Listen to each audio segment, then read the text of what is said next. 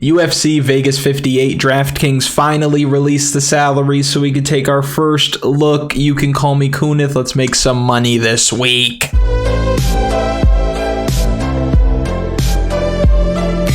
Last week, once again, we crushed it. We talked all week about how Julia Stoliarenko was going to wrap up an armbar and she was going to win that fight. We didn't know what would happen in the first minute, but we'll take those points. We also knew that Brian Barberena was going to box Robbie Lawler up. We knew that Jalen Turner was going to get it done inside the distance. We knew that Israel Adesanya wasn't worth a spot on any of your rosters. And I know a good amount of you took first in your contest. I know a good amount of you crushed your double-ups and head-to-heads, 50-50s. Good job. And if you're somebody who's like, well, Kunith, you said Gabe Green would win and he didn't win, just know I would beat you up. Now, this is the first look. We start at the top of the slate, work our way down. The first fighter that we have this week is Said Nurmagomedov. He's fighting Douglas Silva de Andrade. Now, he's all the way up here at 9,200, which isn't a crazy price to pay. You're definitely paying the Nurmagomedov tax in this spot. And I say that it's not a crazy price to pay because you have to look at his finishing upside. I mean, in his last two fights, he got wins in under 60 seconds.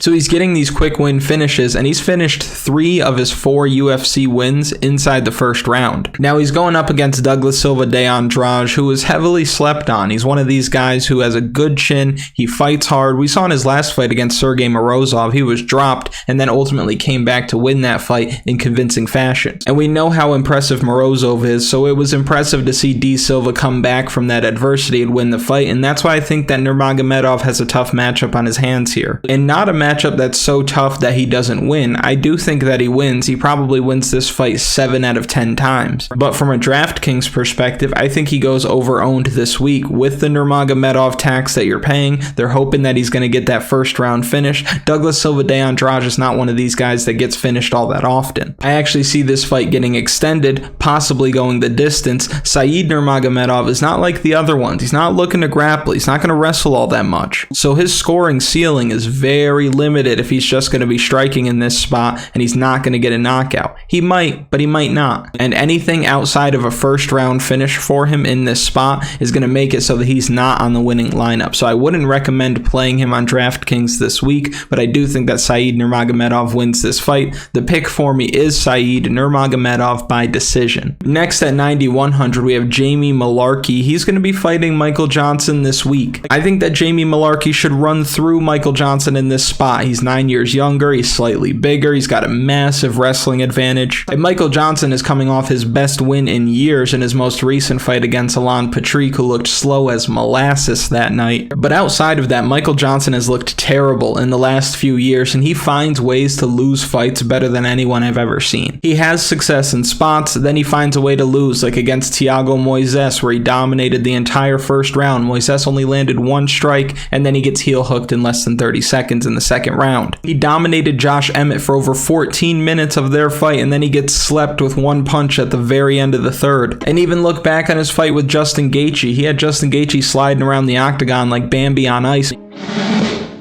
and wasn't able to find the finish. Ultimately, he got finished. So I think that the age, coupled with his tendency to find ways to lose fights, are going to lead to a Jamie Mullarkey win this week. And what I like about Jamie Mullarkey is that he overwhelms guys with his wrestling, his pressure, his power, and he's got nasty ground and pound, and I think that's going to be what finishes this fight this week. I see him getting takedowns, finishing Michael Johnson on the ground with strikes inside the first 2 rounds. Very strong DraftKings play as well, especially if people are going to be trying to get to Said Nurmagomedov. I think that Jamie Mullarkey is a very good play, and the pick for me in this fight is Mullarkey inside the distance. Next at 9,000, we have Rafael Fiziev. He is our main event favorite. He's fighting Rafael dos Anjos this week. Fiziev's striking is world class, and he looks like he's gotten a lot better since he's joined the UFC. He's stepping right into his fighting prime at only 29 years old, and I could see why he's the favorite. His kicking game is on another level compared to most of the division, especially RDA, and we saw him land these brutal body kicks against Bobby Green, and in his last fight, he knocked Brad Riddell out with a wheel kick. On the feet, I think he picks RDA apart. I think he lands around 130 to 150 significant strikes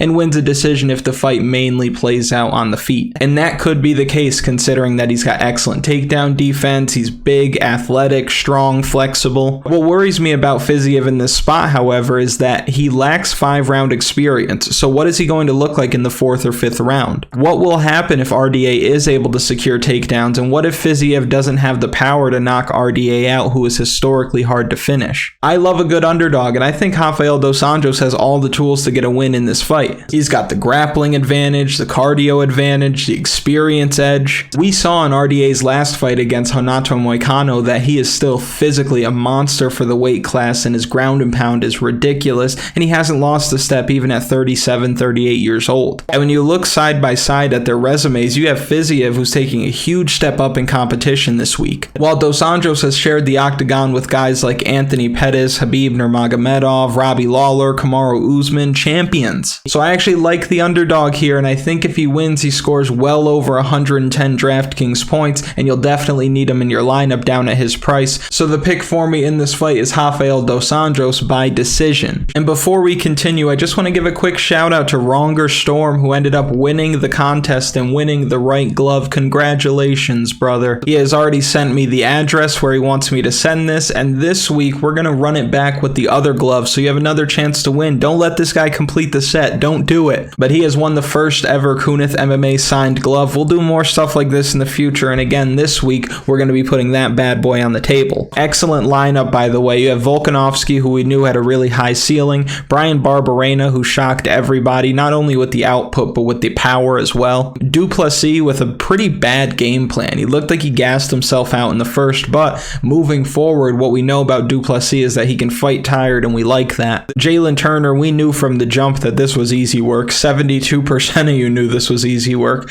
Andre Muniz, we knew this was easy work. And then Julius Stoliarenko. Come on, guys. I was telling you all week. But congratulations to Ronger Storm, aka Chris Moody. Good job, brother. Back to the video. Next at 8,900, we have Caio Borralho. He's going to be fighting my guy, Armen Petrosyan, this week. Borralho outgrappled Omar Gadzhiev in his UFC debut. He basically backpacked him to victory. But I'll be honest, Omar Gadzhiev looked tired. He looked slow. He looked physically outgunned as soon as they started clinching. And after the first round, I think everybody who was watching understood that the rest of that fight was going to be one-way traffic for Borralho. And he's got a much tougher task on his hands this week because Superman don't play that. We saw Armen Petrosyan make his UFC debut back in February on the card where I called all the winners. The bigger channels could never. And it was against Greg Robocop Rodriguez. Who makes their debut against Greg Rodriguez? And not only does he fight him, but he wins. And not only did he win, but he ate some heavy shots in that fight, including a head kick that was shin directly to the face, and still fought hard. So what I like about the other side of this matchup in Petrosyan is that the guy has a ton of grit. He's got a better gas tank than we might have expected coming in, and he's got excellent striking. And if this fight stays on the feet, I can assure you that neck tap Paulo Costa is getting that good rest. But the problem for Petrosyan is that he has terrible takedown defense, and Caio Borralho is going to get him to the ground and look to maintain position. Because we know by now that he's a position over submission kind of guy, and I could see him backpacking Petrosyan for most of the fight, winning rounds with that control. But on the other side, I could also see Petrosyan getting taken down, getting right back up, and landing heavy volume. So this fight is tough because it's a striker versus grappler matchup with one hell of a striker and a grappler who's really not going to make many mistakes on the ground. So I think that this fight is either going to be a knockout for Petrosyan or a one-sided decision for Caio Borralho, and if we have to be consistent, even if it hurts, we have to go with the grappler. So the pick for me in this fight is Caio Borralho by decision. My mind may change on that during the week. I really like the other side, but I think the more likely outcome is Borralho getting him down to the ground, being able to control him and winning rounds that way. But I don't think that he's a great play on DraftKings because he's going to work hard to maintain position. Petrosyan's going to keep working his way back up, and we saw in his last fight that he only scored around 77 points, and that was with a lot of control time, over 2 whole rounds of it. So I don't know if he's going to be able to score a ton of points on DraftKings. He is pretty expensive this week. I don't know if I recommend getting here. Next at 8,800, we have Ricky Turcios. This dude is a banger, and he's fighting Aiemann Zahabi this week. I think Ricky Turcios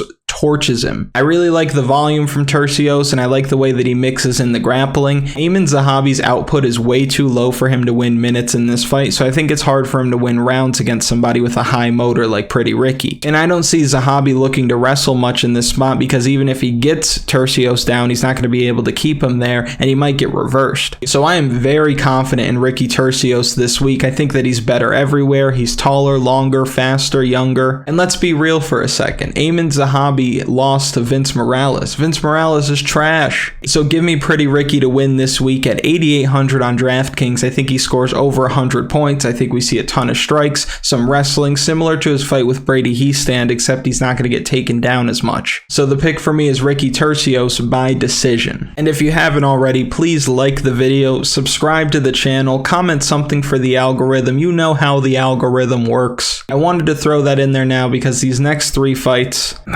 We have Antonina Shevchenko. She's fighting Courtney Casey this week. This is a similar situation to Macy Barber on last week's card. To play her at this price would be to pay Range Rover price for a Pontiac. It's not something you want to do. Antonina is 3-4 in the UFC. We've seen her get dominated physically in most of her losses. She doesn't really do anything all that well. She has decent Muay Thai technique, but not much power, not much toughness, grappling on E, and she's 37 years old. And what's crazy is I think that she probably wins this fight. We've put together a pretty nice streak lately of women's underdogs coming through, like Natalia Silva a couple weeks ago, Vanessa Demopoulos the following week, Julia Stoliarenko last week, and I would love to have another one for you this week, but I have no faith in Courtney Casey. Courtney Casey's record is 10-9. She trades wins and losses like I used to trade Yu-Gi-Oh cards at summer camp, and what I see happening is Antonina Shevchenko outstrikes her in this fight. She has bigger moments. She knocks Casey's big old head around a little bit, scores around 65 DraftKings points, so personally I want no part in it, but the pick for me is Antonina Shevchenko, and it's going to be by decision. And at 8,600 we have Jared Vanderaa. He's going to be fighting Chase Sherman, and these guys are fighting so hard to take Josh Parisian and Alan Badeau's spot as the lowest level heavyweight contest they could put together right now. Chase Sherman is 1-7 in his last 8 fights, with that win coming over Ike Villanueva. You know what's harder than beating Ike Villanueva? Scoring 120 at the bowling alley. And Jared Vanderaa is not in a much better spot, currently sitting at 1-4 in the UFC. This fight is hard to choose. And I want to throw a little disclaimer out there, a little warning if you will. The following sentence may cause nausea or worse, so if you're squeamish, you should just skip ahead a couple of seconds. But I think Chase Sherman wins this fight. When you take the output of Sherman and the poor striking defense of Jared Vanderaa and you put it together in a sloppy heavyweight MMA contest,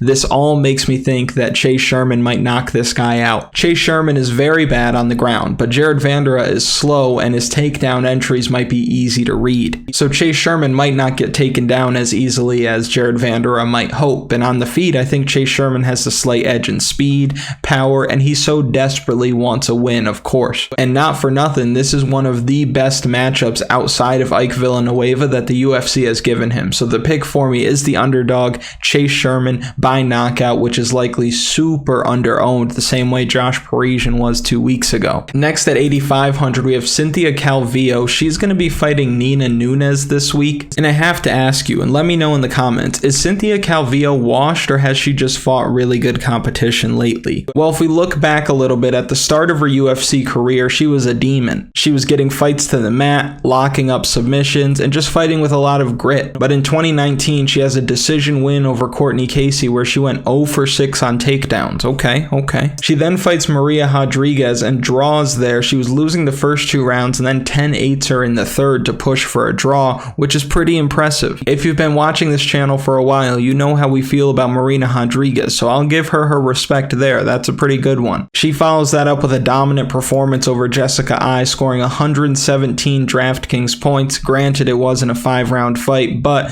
she was getting a lot of takedowns, a lot of control time, landing a lot of strikes. But in her last 3 fights, she wasn't able to get her wrestling going, and it was disastrous for her. Caitlin Chukagian beats her. Andrade finishes her in the first round. Andrea Lee finishes her in the second round. And on the feet, Cynthia Calvillo is not a huge threat, so if she struggles to get takedowns, a decent striker is going to beat her. And on the other side, you have Nina Nunes, who's not very young. She is 10-7 in her career, but damn it, she has great takedown defense. And on top of that, she has decent output. She trains with Amanda Nunes. You may have heard of her. And we like women's underdogs on this channel, and I can't see a reason not to take a shot on Nina Nunes at plus money on the basis that she stuffs takedowns, lands more strikes, and gets the nod from the judges in a close fight. Now, I don't think that Nina Nunes is DraftKings viable by any means, but at the time of recording this, Nina Nunes is around plus 135, plus 140, so if you take her by decision when that prop drops later in the week, you're probably getting some decent odds. So the pick for me in in this fight is Nina Nunes by decision. Next at 9,400, we have Ronnie Lawrence. He's going to be fighting Saidyokub Kakhramonov this week. Saidyokub is very solid and a tough fight for anybody in this weight class, but sometimes you get a guy like Ronnie the Heat Lawrence, a guy whose grappling looks so dominant and he's scoring over 130 DraftKings points. You just have to buy into it. You have to believe that he is as good as he's looked so far, because if you want to stay off him, you think you're big braining the slate, it's going to come back to burn you because he hasn't given us a reason to think otherwise, and if you end up doing that, you're going to be mad when he scores 120 points. Now, he's probably going to be very highly owned at this price, but it's worth it. Just like Jalen Turner last week, right around the same price, but we all knew Jalen Turner was on smoke and he was going to finish that fight. Jalen Turner inside the distance was around plus 210, easy money. So you and I have to be like the people in Miami this week and support the Heat. Lock Ronnie Lawrence into your lineups. He's going to get around 7 takedowns, score well on DraftKings. The pick for me in this fight is Ronnie Lawrence by decision. Next at 8,300, we have Tresean Gore. I hope it's Tresean and not Tresean. My name's Deshaun. People call me Deshaun. But he's fighting Cody Brundage this week, and Tresean Gore, he's green. He's raw. He showed that in his fight against Bryan Battle. He was outstruck 2-1. He was gun shy, and the movement of Battle gave him issues, but I give him a pass. It was his first loss. He was making his UFC debut, and also I think the world of Bryan Battle. I think that guy's a beast, and he's going to win a lot of fights in the UFC in the future. And I'm hoping that Gore learned a lot from that fight, specifically that he needs to do more. He has solid power, he's athletic, and if he turns up the aggression, he knocks Cody Brundage out. Cody Brundage, until recently, has fought some really low competition. Then he came up against William Knight, got finished in the first round, picks up a win over Joseph Cropshot on LFA, who is not good, and then he got dominated by Nick Maximov in his UFC return. And for Brundage in his last fight, we actually picked him to win against Dolce Lungambula, and he did win, but it was fluky to say the least. I know afterward we were virtually high-fiving each other and slapping ourselves on the back for the Brundage call, but let's be honest, Dolce Lungambula was 1 or 2 punches away from finishing that fight inside the first round. But then Dolce served up his neck on a silver platter, Brundage grabbed a guillotine, and that was all she wrote. But make no mistake about it, if Dolce doesn't make that mistake, we wouldn't even have this fight. And I think that Gore wobbles him.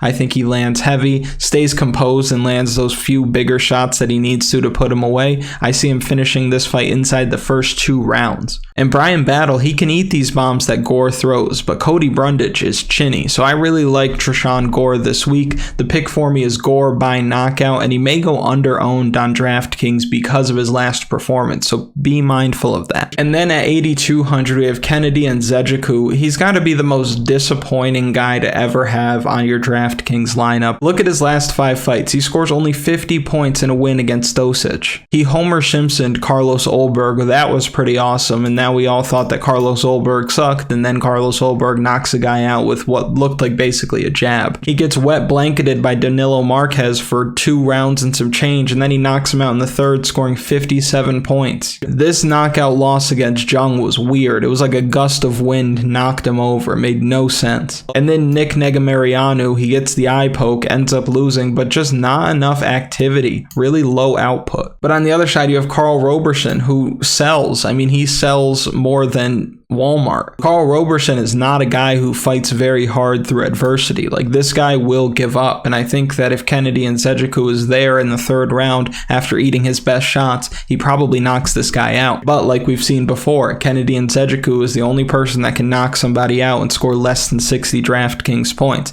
This is a fight that personally I don't think I want any part of. If you did have to take one side of it, I would take the Kennedy Nzechukwu side, just because I don't think that Roberson is all that dangerous, and I think that he will look for a way out if need be. But don't be surprised if these guys pitter-patter on the outside and don't take any big risks. I think that Kennedy Nzechukwu wins this fight by decision, but it's not something that I would recommend rostering on DraftKings. And just to quickly go over the plays for you that are below 8,000, we have Karl Roberson, who we just talked about. I'm not all that interested. Cody Brundage, I think he gets knocked out. Saidyokub is interesting. I think he would be a great leverage play if you think that he's going to win, but at the same time, I think that that Ronnie Lawrence is a guy that you just have to ride until he gives you a reason not to. Nina Nunes, sneaky this week. Sneaky, could end up winning this fight. I mean, if she puts together a performance like she did against Angela Hill, throwing 146 strikes, landing 143 of them flush, you're looking at a situation where she scores 88 points, definitely shows up on that winning lineup. Chase Sherman, a knockout from Chase Sherman is going to turn the slate on its head, I can assure you of that. Aiemann Zahabi, I'm not really all that interested. I really like Ricky Turcios in that matchup. Armen Petrosyan, I may get here just to have an underdog that I think has a real shot, because again, if they stand across from each other, I don't like the idea of too many guys standing across from Armen Petrosyan. You see the output, you saw him get up from getting taken down, you saw him eat those big shots and continue to fight. In his UFC debut, you gotta understand, so many people in their UFC debut fight below what their potential is, and it looked like he rose to the occasion. We thought, oh, he might gas out. Nope, none of that. So Armen Petrosyan, I'm gonna keep my eye on him throughout the week,